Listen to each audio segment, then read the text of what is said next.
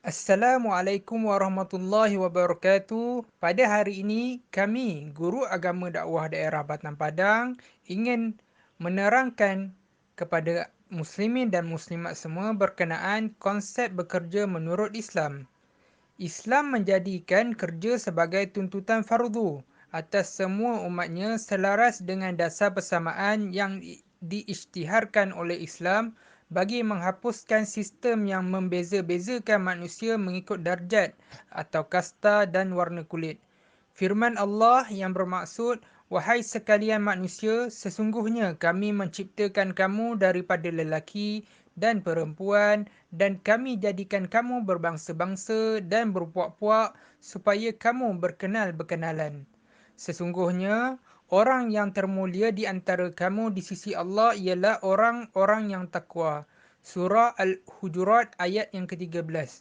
Dengan menggunakan segala unsur-unsur perbezaan darjat atau warna kulit itu, maka jadilah kerja menurut Islam suatu tuntutan kewajipan yang menyeluruh atas setiap orang yang mampu bekerja untuk mencapai kebahagiaan individu dan juga masyarakat.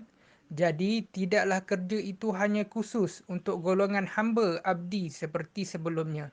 Firman Allah juga yang bermaksud, "Dan katakanlah wahai Muhammad, beramallah kamu akan segala apa yang diperintahkan.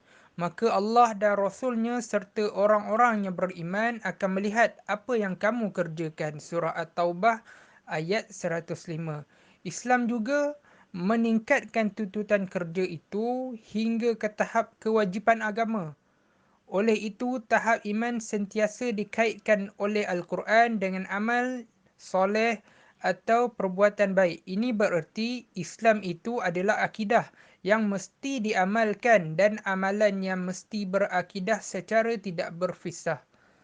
Seperti firman Allah yang bermaksud, "Demi masa, sesungguhnya sekalian manusia dalam kerugian, kecuali mereka yang beriman dan beramal soleh." Saya ulang, demi masa, sesungguhnya sekalian manusia dalam kerugian, kecuali mereka yang beriman dan beramal soleh. Surah Al-As ayat 1 hingga 3.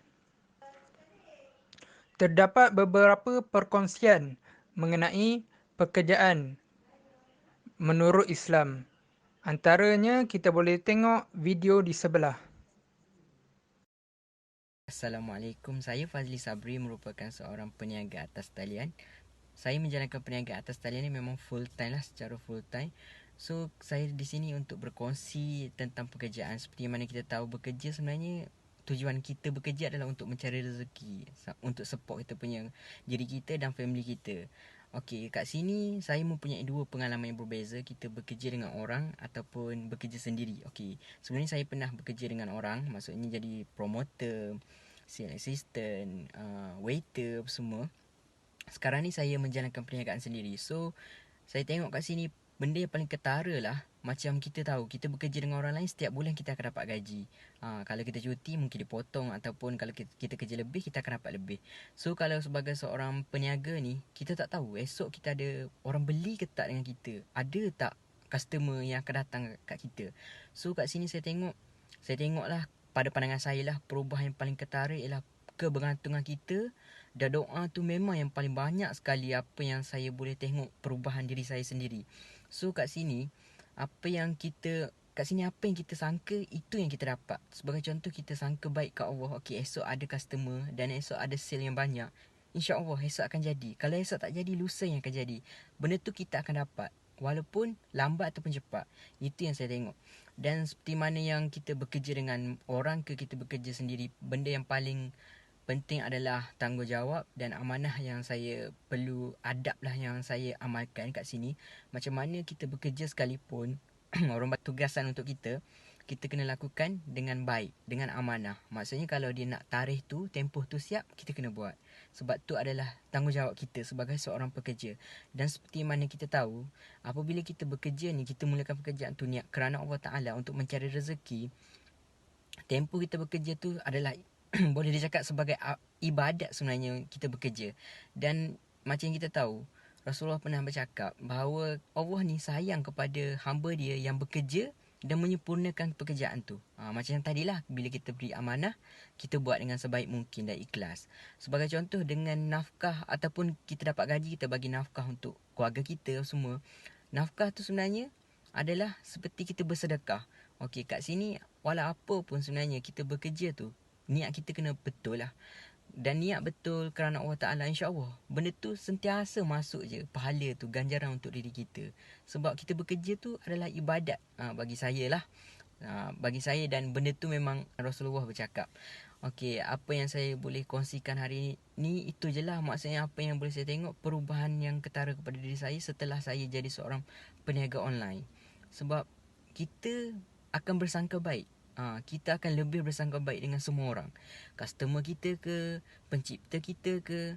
Sebab kita tak ada kuasa. Sebab Allah Subhanahu Wa Taala je yang boleh menggerakkan hati seseorang untuk membeli dengan kita. Sebagai contoh, macam saya berniaga benda muslimah macam handsot, tudung, purdah, nikab semua. Benda tu orang lain pun ada jual. Orang lain jual lagi murah pada saya pun ada, dan lagi mahal pada saya pun ada. Tapi kalau Allah tak gerakkan hati seseorang tu untuk beli dengan saya, so benda tu tak akan dapat kat saya. Untung tu tak ada kat saya. Itulah sebab saya boleh tengok itulah perubahan kepada saya. Sebab pada saya pekerjaan sebenarnya mempengaruhi attitude seseorang. Sebagai contoh, kalau kita bekerja, macam saya kerja dengan supermarket dulu kan. Kita supermarket ni kita lebih nak cepat, kejar masa, nak tengok stok apa semua. So kat sini kita akan terkejar-kejar dan kita rasa masa kita tak cukup. Tapi kalau bagi saya, berniaga online ni, masa tetap saya uruskan Alhamdulillah dengan baik. Ada tempoh-tempoh dia. So macam mana kita mengurus masa dengan baik, insya-Allah urusan kita akan smooth. Itulah yang saya amalkan.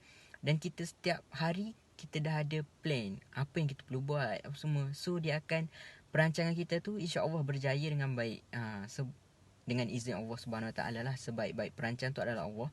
So itulah yang saya boleh kongsikan hari ini untuk tentang pekerjaan lah, yang saya mempunyai dua pengalaman berbeza. Bismillahirrahmanirrahim. Assalamualaikum warahmatullahi wabarakatuh. Saya merupakan pelajar daripada kuis dan syariah di Nama Wala. Sekarang saya di rumah dan saya sekarang bekerja secara online, meniaga secara online bisnes. Okay. Tajuk yang saya hari ini ialah konsep bekerja dalam Islam. Konsep bekerja Islam senang je. Bekerja ni, sebenarnya kita tahu, bekerja ni merupakan usaha untuk mendapatkan sesuatu dengan usaha kita sendiri. Okey. Kalau bekerja dari Islam ni, kita dapat usaha kita sendiri, tapi dengan cara yang lebih, kita kata, yang halal, tidak haram.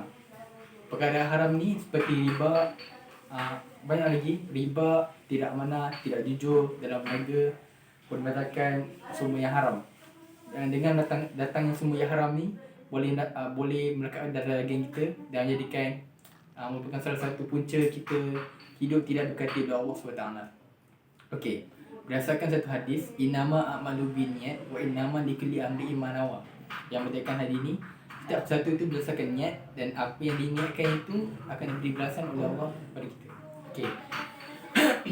Kita bekerja ni berdasarkan niat. Kalau niat kita baik, kita akan dapat semua yang baik. Kalau niat kita jahat, kita dapat semua yang jahat. Bab kata Batam Melayu, buat baik daripada baik, buat jahat daripada jahat. Okey, sekian dari saya.